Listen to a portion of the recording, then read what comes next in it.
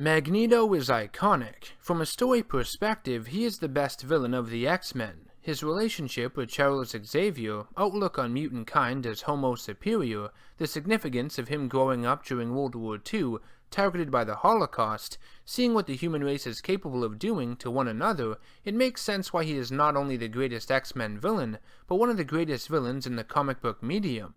However, one antagonist found in X-Men stories I have always enjoyed a bit more is Apocalypse. He raises the stakes to heights many of the other villains only dream of. Magneto believes that mutants are the next step in evolution, and will stop at nothing to protect them and establish their place in the world. However, Apocalypse believes in complete survival of the fittest. If you are too weak, you will be destroyed. Simple as that. It isn't a battle of mutants versus humans, it's a battle of life and death, strength and power above all else.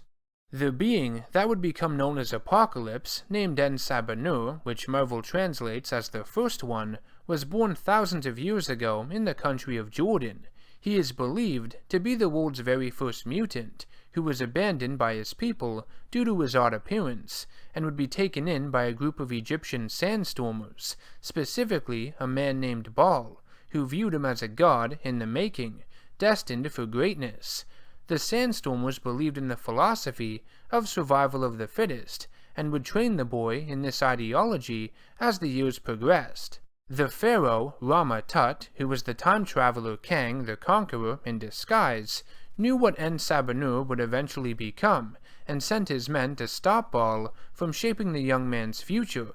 As Rama-Tut's men attack the Sandstormer village, Baal shows his adopted son strange carvings in a nearby cave.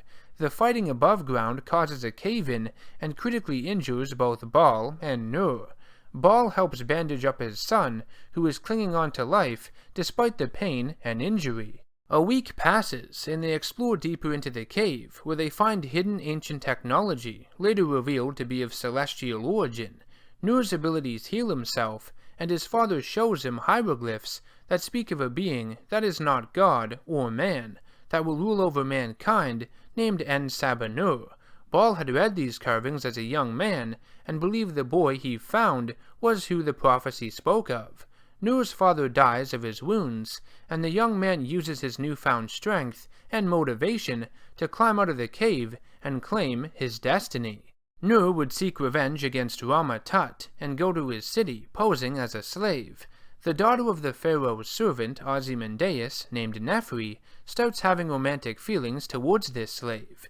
Nur is captured by Ozymandias, who threatens to kill his own daughter for growing attached to him. They force him to reveal his face, and Nephri turns away from him in disgust.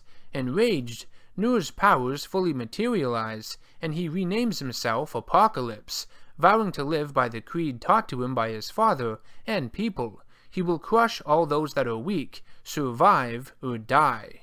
Realizing he no longer aged, Apocalypse would spend the next several centuries traveling the world, being worshipped as a god to many civilizations. He would go by different names in his presence, created many different religions in his wake. He would use the celestial technology he and his father found to augment his abilities and become stronger. Apocalypse has the power to alter his form in any way he sees fit. He can turn limbs of his body into various weapons, wings for flight, even grow in size to tower over his enemies and those he enslaves. Apocalypse is known for having 4 followers, called the Horsemen of Apocalypse, that are typically mutants he is deemed worthy and bestows upon them greater power. They are named after the characters from the New Testament: pestilence, war, famine, and death. Death has been a multitude of notable characters from the comics Apocalypse has influenced. Anyone from Wolverine to Gambit, and most iconically Angel, Warren Worthington III, who was given a new appearance and name, Archangel. Apocalypse also frequently utilizes the talents of Nathaniel Essex, also known as Mr. Sinister, but that's a story for another time. Back in high school, I took my fair share of history classes. I especially enjoyed ancient civilizations.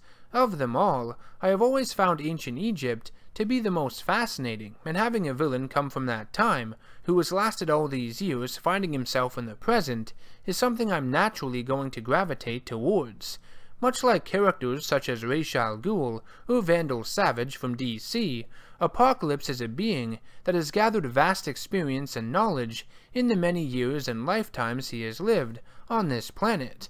Not only does he possess the powers I previously mentioned, but he has a keen scientific mind, and uses genetics and biology to modify his followers, making them stronger or improving on their abilities in some way. Did I mention he's a master of manipulation as well? He gets inside your head like no one else.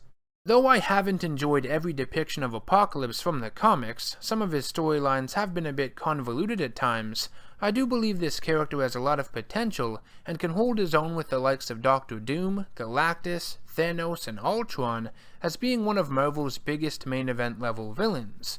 Though I didn't downright despise Oscar Isaac's portrayal in 2016's X-Men Apocalypse, I do hope Marvel and Disney attack this character again in the near future, because I would love to see him in the MCU, though I feel it's been too recent, and the film's mixed reactions might have a lingering effect on it. We'll see though. He might stay dormant for a while longer. Apocalypse as a character discusses the very idea of religion, its creations, its origins, in that all these deities we have formed and worshipped throughout the years have potentially been him in disguise all along. I find that very interesting. It's a fun idea.